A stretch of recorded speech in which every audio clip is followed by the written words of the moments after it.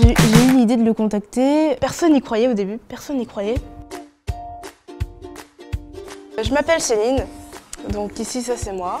J'ai 16 ans, je vais passer en première S et j'ai pris l'option SVT parce que j'aime bien les SVT.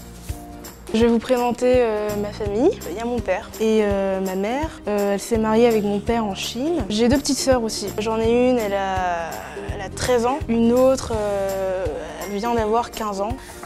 Alors moi j'ai passé une partie de mon enfance à l'école Paul Verlaine. Quand je suis devenue un peu plus grande, je suis allée au collège Magellan. Il y avait une très bonne ambiance. C'est aussi ici où j'ai eu le privilège de créer ma petite mini-entreprise.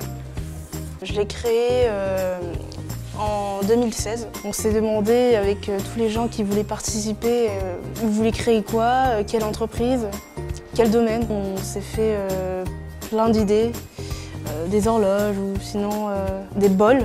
Oui, des bols aussi, des bols personnalisables. Au mois de novembre, on s'est dit qu'il fallait choisir un produit pas très original, facile à fabriquer. Et on a décidé de faire des horloges. Des horloges personnalisables. Et là, il fallait qu'on désigne un PDG. On s'est tous mis autour d'une table. Je me suis présentée pour le poste de directrice générale. J'étais avec un surveillant et j'étais avec la principale aussi pour l'entretien d'embauche. Je me rappelle, j'étais stressée. Dès que je suis entrée dans la pièce, tout allait mieux et finalement j'ai été acceptée. C'était une très bonne surprise. Puis un jour, j'ai eu un contact avec un très grand mathématicien nommé Cédric Villani. On le reconnaît assez facilement.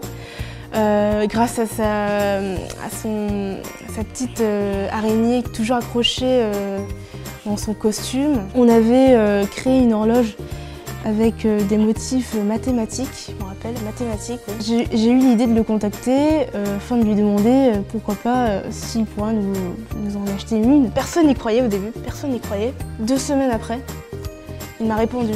Il m'a écrit, il m'a dit « Ok, d'accord, je suis intéressée, tu peux prendre rendez-vous avec ma secrétaire. » Et donc là, c'était mon prof de maths.